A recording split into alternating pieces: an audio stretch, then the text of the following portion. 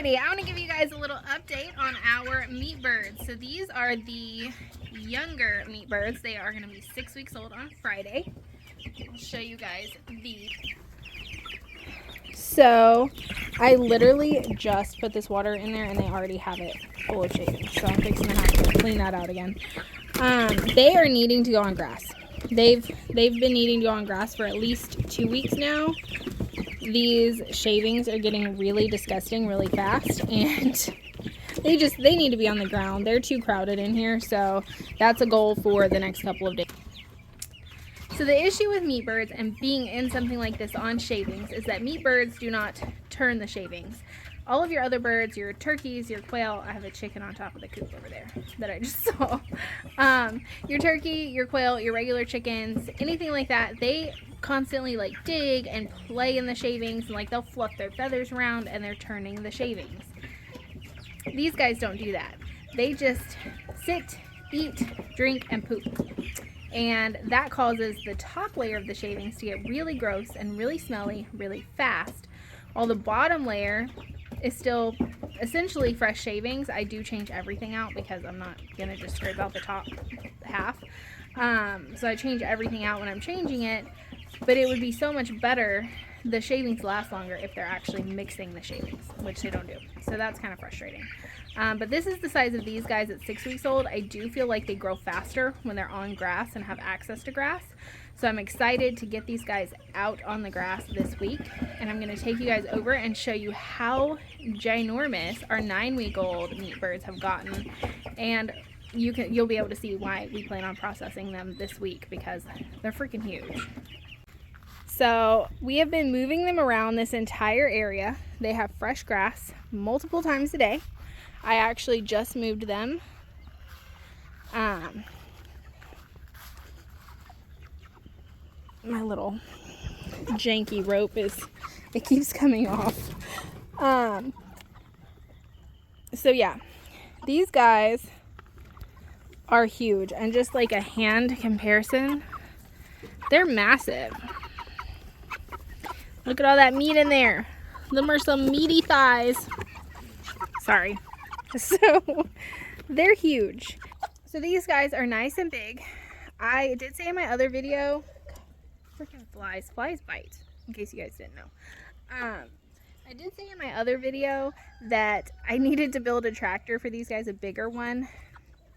And while, yes, I do want them on a bigger area, and I did want a bigger tractor, we've had other things come up that are more important than building a bigger tractor. So those things have kind of taken precedence to the bigger tractor. I'm just moving them more often. So I'm moving them a few times a day. Fresh water, fresh food, fresh grass. They're fine. Like, it's not detrimental to their health that they have more room, because they don't move around a lot anyways. But I do like keeping them on fresh grass.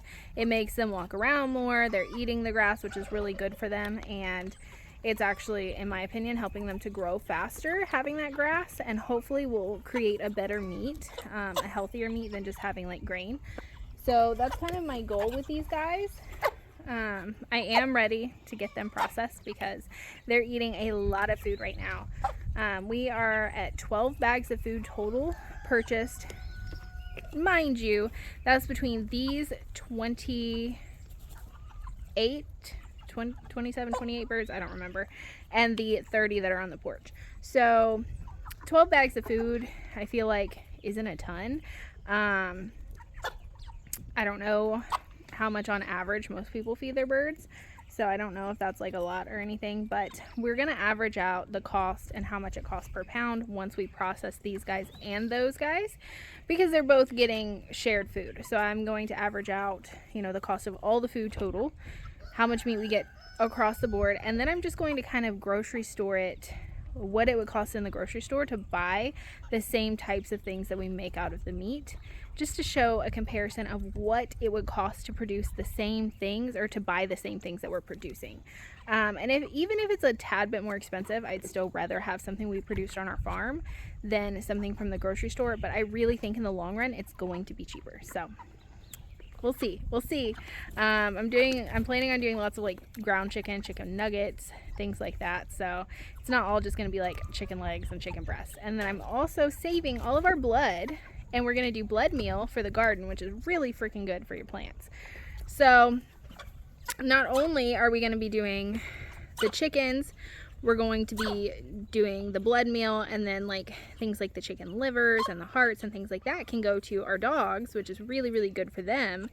So we're going to use like as much as possible. And then the chicken feet, we're going to be cleaning and using those to make, I think there are things you can make. We might give them to our dogs. We might make stuff. I don't know. I haven't fully decided on that. But I know we'll also be doing like using the bones for chicken broth. So we're going to be doing a lot with this. So yeah, I'm really excited to get them processed, get that food bill off of our, our animal feed bill back down a little bit after having these guys gone, and hopefully fill up our freezer. So yeah, if you guys want to continue seeing this journey, please be sure to hit that like and subscribe button. It really helps us out.